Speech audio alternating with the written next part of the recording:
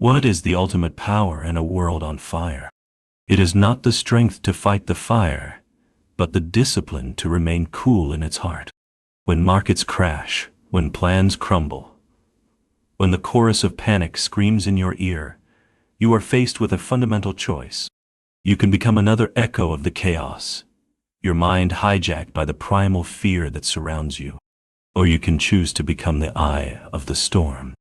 The Stoics knew that this calm is not a gift of gentle temperament. It is a weapon forged in the fires of reason and discipline. Here is how you stay calm when everyone else loses their head. First, you must ruthlessly distinguish between the storm and yourself. The chaos you see, the shouting, the fear, the frantic motion, is external. It is outside the walls of your inner citadel. Like the weather, it is a force of nature, indifferent to your feelings. The mistake of the common person is to believe they are the storm. They absorb the wind and the rain until they are nothing but a tempest themselves. You must understand, you are the fortress, not the weather. Your power begins with this sacred separation. The events are not what disturb you. As Epictetus taught, it is your judgment about the events. Your first act of command is to refuse to judge the chaos as your own. It is simply data. Second, you must practice the art of premeditated adversity. A Stoic's calm in a crisis is not improvisation. It is the result of ruthless training. You do not wait for the fire to break out to plan your escape. In times of peace, you must walk through the fires of your imagination. You must sit in silent contemplation and ask,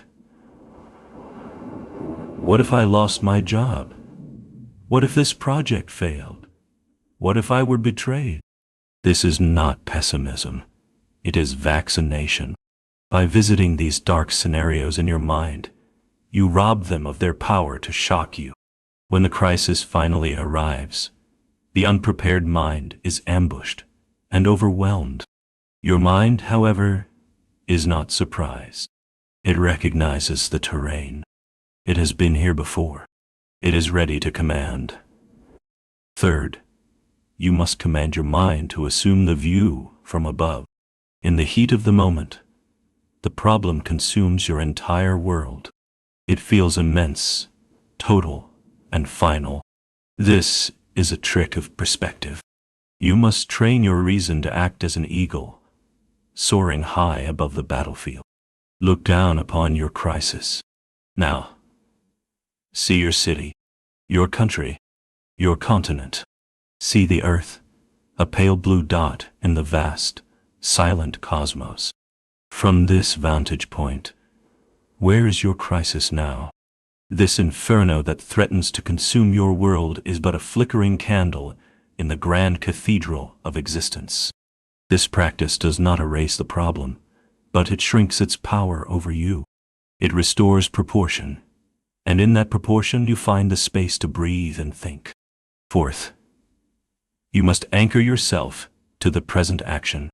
Panic is a disease of the future, a frantic obsession with all the terrible things that might happen. The antidote is to root your entire focus in the immediate present, on the one thing you can control right now. Ask yourself not, how will we survive this? But rather, what is the next right, virtuous action I can take, no matter how small? Is it to make a phone call? To write one sentence? To take a single, deep, controlled breath?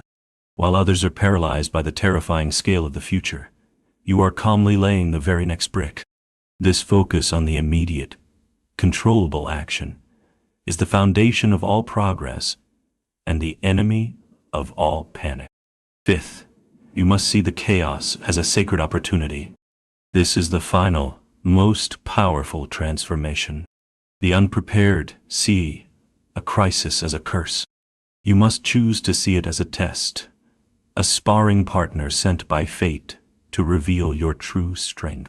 The Stoic emperor, Marcus Aurelius, wrote, "The impediment to action advances action. What stands in the way becomes the way." The fire is not an obstacle to your virtue. It is the very forge upon which your courage, your patience, and your wisdom can be hammered into something formidable. You do not simply endure the chaos. You welcome it as the perfect arena to practice being the person you were meant to become. This is the source of Stoic power. Calm is not passivity. It is a state of supreme readiness, a disciplined quiet that allows for the most potent and intelligent action. You do not need to control the storm. You need only to command yourself.